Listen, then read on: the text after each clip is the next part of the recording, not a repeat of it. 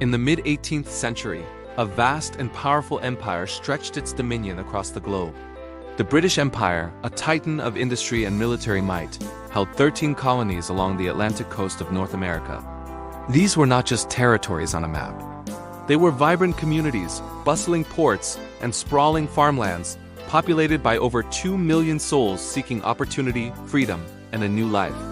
From the cobblestone streets of Boston to the fertile fields of Virginia, a unique identity was taking root, an American identity. But this burgeoning spirit was about to be tested. In London, the Crown and Parliament, burdened by the debts of a global war, saw these prosperous colonies as a source of revenue. A series of acts and taxes, imposed without the consent of the colonists, began to tighten the imperial grip. The Stamp Act, the Townshend Acts, each one felt less like a policy and more like a chain. The rallying cry, "No taxation without representation," echoed from taverns to town halls. It was a simple, powerful idea that free people should not be governed by laws they have no voice in creating. This was more than a dispute over money. It was a clash of ideologies, a struggle for the very definition of liberty. The seeds of revolution were being sown in the fertile ground of discontent.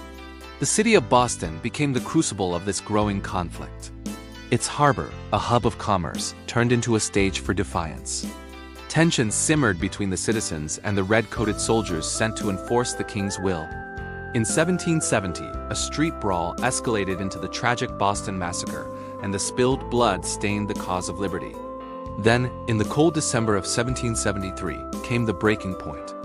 Disguised as Mohawk Indians, a group of patriots known as the Sons of Liberty boarded 3 British ships laden with tea. In an audacious act of protest against the Tea Act, they heaved 342 chests of tea into the frigid waters of Boston Harbor. This event, the Boston Tea Party, was not just about destroying property. It was a symbolic act of rebellion, a message sent across the Atlantic that the colonists would not be cowed. Britain's response was swift and severe. The intolerable acts were passed, closing the port of Boston and stripping Massachusetts of its self-governance. Instead of crushing the rebellion, these punitive measures united the colonies in outrage. They saw Boston's fate as a glimpse of their own future. The time for petitions and protests was ending. The time for a united stand was at hand. In September 1774, delegates from 12 of the 13 colonies converged on Philadelphia. This was the First Continental Congress, a momentous gathering of minds. Men like John Adams, Patrick Henry, and a quiet Virginian landowner named George Washington met not as Virginians or New Yorkers, but as Americans. They drafted a declaration of rights and grievances, still hoping for a peaceful resolution but preparing for the alternative, yet peace was not to be. On the misty morning of April 19, 1775, on the village green of Lexington, Massachusetts, the first shots were fired. British regulars, on a mission to seize colonial arms, were met by a small band of militia farmers, blacksmiths, and citizens. The shot heard round the world ignited the flames of war. The American Revolutionary War had begun.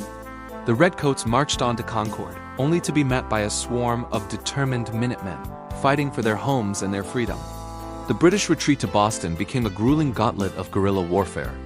A ragtag army of colonists had stood up to the most professional fighting force on Earth. The Second Continental Congress convened in Philadelphia, now facing the reality of a full-blown war. Their most crucial decision was the appointment of a commander-in-chief for the newly formed Continental Army. The choice fell upon George Washington. His gravitas, military experience, and unwavering commitment to the cause made him the embodiment of the revolution.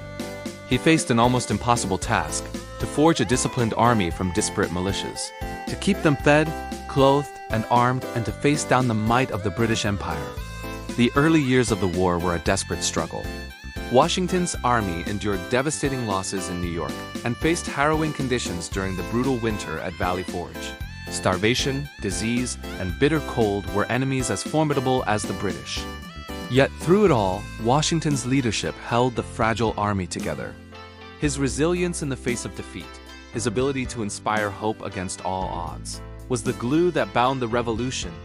Small but crucial victories, like the daring Christmas crossing of the Delaware River to surprise the Hessians at Trenton, provided much-needed morale boosts and proved that the Continental Army could and would fight on. while Washington's army fought on the battlefields. Another battle of ideas was being waged in the halls of Philadelphia.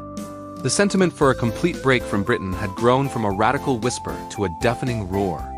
In a candlelit room, a committee was tasked with drafting a document that would articulate the reasons for this separation. The primary author was a 33-year-old Virginian, Thomas Jefferson. Drawing upon the Enlightenment ideals of John Locke and the spirit of the age, Jefferson penned a masterpiece of political philosophy. He wrote not of policy or taxes, but of self-evident truths, that all men are created equal, that they are endowed by their Creator with certain unalienable rights, that among these are life, liberty, and the pursuit of happiness. This was more than a declaration of war. It was a declaration of human rights, a mission statement for a new kind of nation.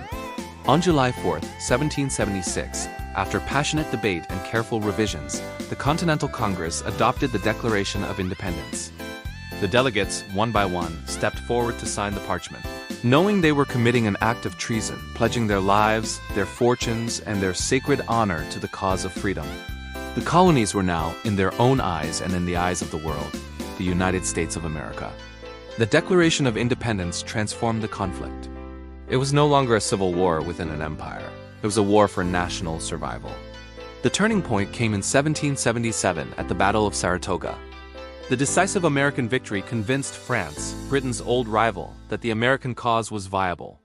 The French alliance brought desperately needed naval support, troops, and financial aid, turning the colonial rebellion into a global conflict. The war raged on, from the frozen forests of the north to the sweltering swamps of the south. Finally, in 1781, the combined forces of the American and French armies, under the command of Washington and Rochambeau, trapped the main British army under Lord Cornwallis at Yorktown, Virginia. With the French fleet blockading the Chesapeake Bay, Cornwallis was cut off from rescue or resupply. After weeks of relentless siege, the British guns fell silent. On October 19, 1781, thousands of British and Hessian soldiers marched out of their fortifications and laid down their arms. The world had been turned upside down. The war for independence was effectively over. An impossible dream had become a reality. The victory at Yorktown did not instantly create a nation.